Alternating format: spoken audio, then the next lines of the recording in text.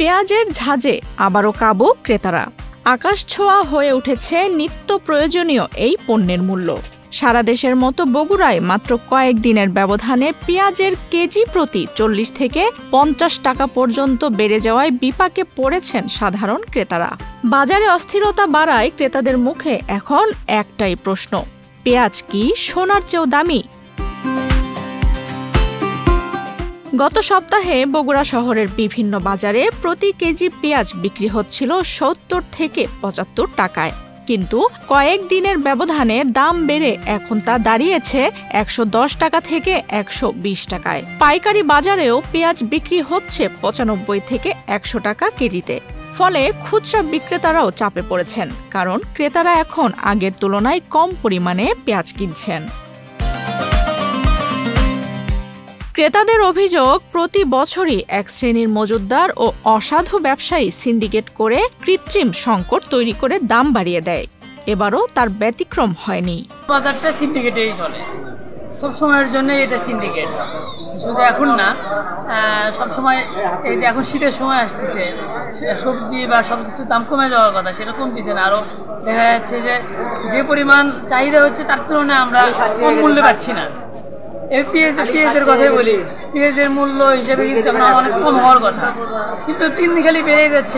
এটা আমার মনে হয় যে এটা একটু উপর মহলে যারা আছে তাদের কিন্তু সেভাবে দেখা উচিত যে এটা আসলে বাড়ার পিছনে মূল হোতা কারা, সিন্ডিকেট কারা করতেছে, এটা আসলে উপর মহলে যারা আছে তাদেরকে দেখা উচিত। তবে সিন্ডিকেটের অভিযোগ অস্বীকার করেছেন ব্যবসায়ীরা। তাদের মতে পেঁয়াজের দাম বাড়ার পেছনে কোনো কৃত্রিম সংকট নয়, বরং মৌসুমি প্রভাবই প্রধান কারণ। কৃষকের ঘরে পেঁয়াজ কমে যাওয়ায় মোকামে সরবরাহ কমেছে, ফলে খুচরা বাজারেও দাম বেশি।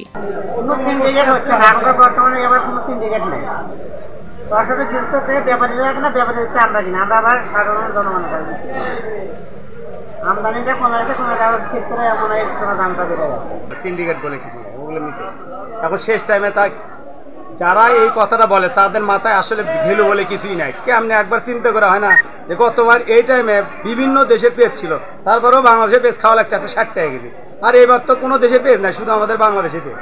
আর সেই টাইমে মনে করেন যে পেঁয়াজ খাওয়া লাগিচ্ছে কত 100 টাকার গেছে। এবার সারা বছর তো 50, 60, 70 খেলো মানে, শেষে আসে পেঁয়াজ এখন পচে যাওয়ার কারণে অতিরিক্ত বর্ষা না হলে আশা করা যত 70, 80 সারা বছরই খাওয়া লাগে। এবার অন্য জায়গায় পেঁয়াজ লাগতো না। সিন্ডিকেট বলে কিছু না, এটা ভুয়ো।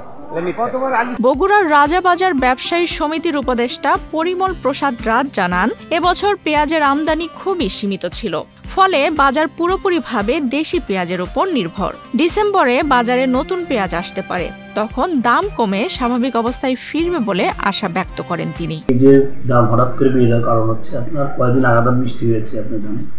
ভারতীয় পেঁয়াজ কিন্তু এবার আসে নাই বলেই চলে। আমাদের দেশি পেঁয়াজ দিয়ে কিন্তু আমরা গোটাল 12 মাসে কিন্তু আমরা মোটামুটি বাংলাদেশ কভার করেছি, এবং শীতের শেষের দিকে দাম একটু বেড়ে যাচ্ছে। ধরেন যে নতুন পেঁয়াজটা নভেম্বর শেষের দিকে নামার কথা, সেটা বৃষ্টির কারণে মনে হয় যে পেঁয়াজ একটু দেরি হতে পারে। এই সময় পেঁয়াজ ভালো নিয়ন্ত্রণ করতে গেলে আমদানি কিন্তু কিছু পণ্য দরকার আছে। আমদানি কিন্তু পেঁয়াজ আসলে দেখেন বাজার অটোই স্বাভাবিক হয়ে যাবে। মাত্র এক সপ্তাহের ব্যবধানে পেঁয়াজের দাম লাফিয়ে বেড়েছে, যা সাধারণ ক্রেতাদের বিপাকে ফেলেছে। পাইকারি বাজার থেকে খুচরা বাজারেও অস্থিরতা ছড়িয়ে পড়েছে।